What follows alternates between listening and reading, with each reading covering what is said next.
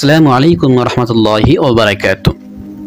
সূরা ইউসুফ ধারাবাহিক তাফসীরের তৃতীয় পর্ব শুরু করতে চলেছি ইনশাআল্লাহ। তো চলুন আমরা প্রথমে সংক্ষিপ্ত আকারে দ্বিতীয় পর্বে কি কি ঘটেছে জেনে নিই। ইয়াকুব আলাইহিস সালাতু ওয়াস সালামের ইউসুফ আলাইহিস সালাতু ওয়াস সালামকে অতিরিক্ত ভালোবাসা এটা তার ভাইদের কাছে ইউসুফ আলাইহিস সালাতু ওয়াস সালামকে শত্রু বানিয়ে তুলল এবং তার ভাইদের মনে হিংসা শুরু হলো এবং তারা হিংসা করতে শুরু করলো যে ইউসুফ বেঁচে থাকতে বা ইউসুফ আব্বার কাছে থাকলে আমরা আব্বার ভালোবাসা সেই পরিমাণ পাবো না যে পরিমাণ আমাদের পাওয়ার হক। অতএব তারা সিদ্ধান্ত নিল আমরা প্রথমে তো আব্বার ভালোবাসা পেতে হলে ইউসুফকে আব্বার কাছ থেকে আমরা আলাদা করতে হবে এবং আলাদা করার জন্য তারা দুটো রাস্তা অবলম্বন করলো। কেউ কেউ বলল ইউসুফকে আমরা হত্যা করব এবং কেউ বলল হত্যা না করে আমরা তাকে এমন কোনো দূরে জায়গায় রেখে আসবো যেখান থেকে সে আর আসতে পারবে না। তো তাদের মধ্যে আলোচনা চলাকালীন সব থেকে যে বড় ভাই তার নাম ছিল ইয়াহুদা, সে বলল যে তোমরা শুধুমাত্র হিংসার বশবর্তী হয়ে একজন নিষ্পাপ শিশুকে তোমরা হত্যা করতে পারো না। অতএব তোমরা যদি কিছু করতেই হয় তাহলে ইউসুফকে তোমরা কুয়োতে ফেলে দাও এবং কোনো পথযাত্রী কোনো বণিক দল তাকে সঙ্গে করে নিয়ে যাবে। তার এই কথা বলার সঙ্গে সঙ্গে সমস্ত ভাইরা একমত হলো এবং তারা সিদ্ধান্ত গ্রহণ করলো যে আমরা ইউসুফকে কুয়োতে ফেলবো।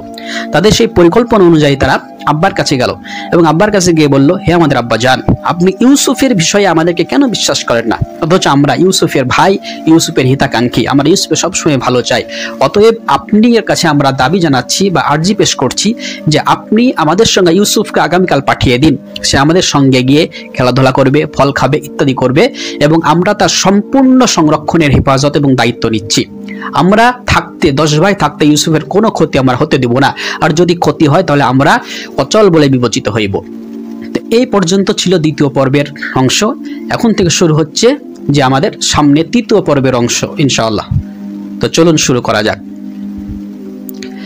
ইউসুফ আলাইহিস সালাতু ওয়াস সালামের ভাইয়েরা আব্বাকে কোনো না কোনোভাবে তারা রাজি করেই ফেললো।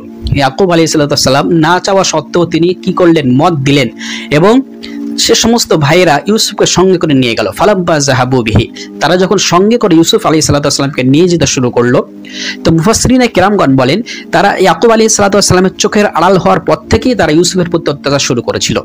তো তারা নিয়ে যেতে যেতে যখন অত্যাচার শুরু করলো তখন ইউসুফ আলাইহিস সালাতু ওয়াস সালামের বুঝতে বাকি থাকলো না যে তাদের কোনো খারাপ ধারণা বা খারাপ কোনো ইরাদা আছে, তার সঙ্গে কিছু খারাপ কাজ করতে চলেছে। অতএব তিনি বললেন, হে আমার ভাইয়েরা, তোমরা আমার সঙ্গে কোনো অন্যায় কাজ করো না। যদি তোমরা কোনো অন্যায়ের ইরাদা করে থাকো তাহলে আমাকে ছেড়ে দাও, আমি চলে যাই। আমি এমন কোনো জায়গায় চলে যাব যেখান থেকে আমি আর কোনোদিনও আসবো না বা কোনোদিন তোমাদের পরিচয় দেবো না। কিন্তু তারা এটাতে স্যাটিসফাইড হলো না এবং তারা এটা মানতে পারলো না এবং তারা এই মর্মে সিদ্ধান্ত গ্রহণ করলো যে আজমাউ আইয়াজআলুহু ফি গায়াবাতিল জুব, আমরা এক্ষুনি ইউসুফকে কুয়োতে নিক্ষেপ করব। তো তারা কুয়োতে নিক্ষেপ করার জন্য ইউসুফ আলাইহিস সালাতু ওয়াস সালামের হাত পা পুরো শরীরকে কি করলেন, দড়ি দিয়ে তারা বাঁধলো। বাঁধার পর ইউসুফ আলাইহিস সালাতু ওয়াস সালামকে যখন কুয়োতে ফেলবে সেই সময় ইউসুফ আলাইহিস সালাতু ওয়াস সালাম কুয়োর একটা ধার তিনি বা ইট বলতে পারেন যে তিনি কি করলেন, ধরে থাকলেন। তো তারা সেই হাতকে লক্ষ্য করে সজোরে আঘাত করলো এবং হাতটা ছেড়ে গেল। সেই সময় তারা রশির মাধ্যম দিয়ে ইউসুফ আলাইহিস সালাতু ওয়াস সালামকে কুয়োতে নামাতে শুরু করলো। যখন কুয়োর মাঝ পর্যন্ত গেলেন সেই সময় তারা দড়ি কেটে সম্পূর্ণভাবে কুয়োর একদম গভীরে নিক্ষেপ করলো তারা।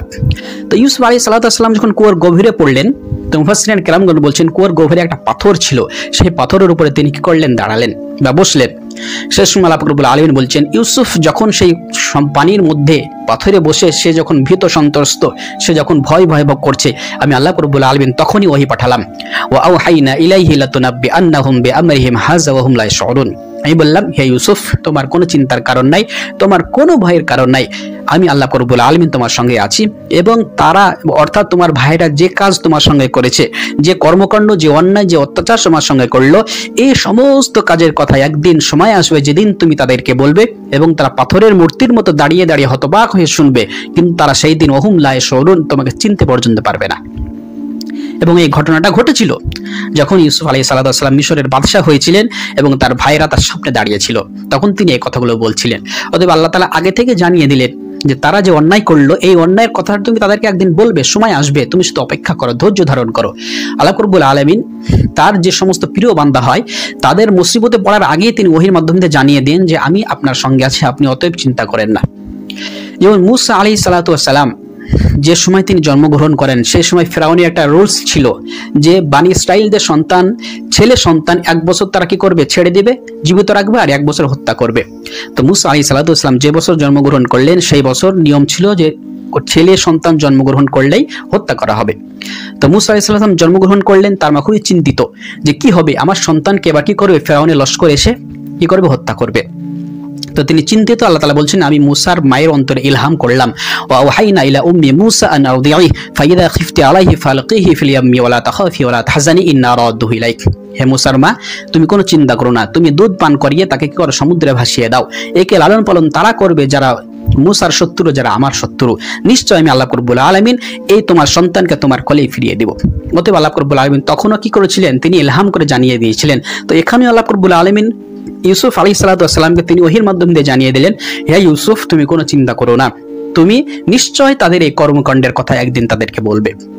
তো অতএব তারা কুয়োতে ফেলার পরে সন্ধ্যার সময় তারা কান্না করতে করতে, নকল কান্না করতে করতে বাড়িতে ফিরে আসলো। ওয়াজাউ আবাহুম ইশাআন ইয়াবকুন, তারা তাদের আব্বার কাছে রাত্রির অবস্থায় তারা কান্না করতে করতে ফিরে আসলো। তার মানে এখান থেকে বোঝা যায় যে প্রত্যেকটা কান্নাকারী, অর্থাৎ প্রত্যেক যে ব্যক্তি কান্না করে কথা বলে সে সত্য বলছে এমন প্রমাণিত হয় না। একজন কাজী ছিলেন, কাজী সুরাহ তার নাম ছিল। তো তার দরবারে একজন মহিলা মিথ্যা মামলায় সে কান্না শুরু করেছে এবং সে কেঁদে কেঁদে তার দুঃখের কথা বলছে। তো বাদবাকি কাজীর দরবারে যে সমস্ত আরো সদস্য আছে তারা বলছে, কাজী সাহেব, এই মহিলার পক্ষে আপনি ফায়সালা দিন। তখন কাজী সাহেব যে কথাটা বললেন যে প্রত্যেকটা কান্না করে বলাই যে সত্যবাদীর পরিচয়, এটা কিন্তু না, এটা কোন কিতাবে লেখা আছে। ইউসুফ আলাইহিস সালামের ভাইয়েরাও কিন্তু কান্না করতে করতেই আব্বাকে এসেছিল বা বলেছিল। অতএব কান্না করলে যে সত্যবাদী এটা প্রমাণ হয় না। তো অতএব ইউসুফ আলাইহিস সালামের ভাইরা কান্না করতে করতে আব্বার কাছে আসলো এবং বলল, ক্বালু ইয়া আবানা ইন্না যাহাবনা নাস্তাবিকু ওয়া তারাকনা ইউসুফা ইনদা মাতাইনা। হে আমাদের আব্বাজান, আমরা তীরের প্রতিযোগিতা করছিলাম, দৌড়ের প্রতিযোগিতা করছিলাম এবং ইউসুফকে আমরা আমাদের সামান পাত্রের পাশে বসিয়ে রেখেছিলাম এবং সে বাচ্চা ছেলে ওখানে বসেছিল, কিন্তু কখন না জানি ফাকালাহু যিবু, কখন না জানি একটা বাঘ এসে তাকে খেয়ে ফেলেছে। কখন আমরা দৌড়াদৌড়ি করছিলাম, খেলা করছিলাম, সেই সময় বাঘ এসে তাকে কি করেছে, খেয়ে ফেলেছে। এবং তারা তাদের কথাকে মজবুত করার জন্য আরো বলল, ওমা আনতা বিমুমিনিন লানা ওয়ালাউ কুন্না সাদিকিন, যে আপনি আমাদের কথা কোনোদিনই বিশ্বাস করবেন না যদিও আমরা সত্যবাদী হই।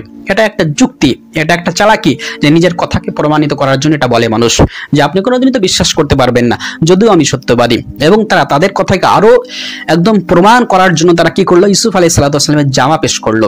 ওয়াজাউ আলা কামিসিহি বিদামিন কাযিব, যে তারা এটা মিথ্যা রক্ত লাগিয়ে একটা যে ইউসুফ সালামের জামার উপরে নিয়ে এসে তার আব্বা পেশ করলো, যে আমাদের আব্বাজান, এই দেখুন যে ইউসুফের জামার উপরে রক্ত লেগে আছে। তো মুফাসসিরিনে কেরাম বলেন যে ইয়াকুব আলাইহিস সালাতু ওয়াস সালাম জামাটা নিয়ে তিনি দেখে বুঝতে পারলেন যে এরা মিথ্যা কথা বলছে। সেটা কিভাবে? তার ভাইরা ষড়যন্ত্র খুব সুন্দর করেছিল এবং খুব সুন্দরভাবে চালাকি করছিল, কিন্তু তারা ইউসুফ আলাইহিস সালাতু ওয়াস সালামের জামাটা ছিঁড়তে ভুলে গিয়েছিল।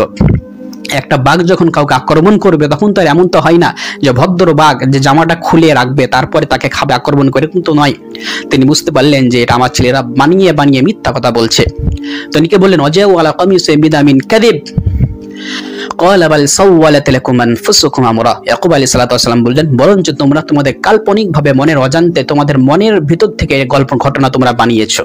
ফাসবরুন জামিল, আমি ধৈর্য ধারণ করব। আল্লাহুল মুস্তাআন আলা মা তাসিফুন, এবং তোমরা যে বর্ণনা দিচ্ছ, যে বিবৃতি দিচ্ছ যে ইউসুফকে বাঘে খেয়েছে, এই বিষয়ে আমি আল্লাহ রব্বুল আলামিনের কাছেই সাহায্য প্রার্থনা করি এবং আল্লাহর কাছে সাহায্য চাই। অতএব তিনি বিশ্বাস করলেন না এবং তার ভাইরাও বুঝতে পারলো যে আমাদের আব্বা আমাদের চালাকি ধরে ফেলেছে। তো যাই হোক, আজকে এ পর্যন্তই।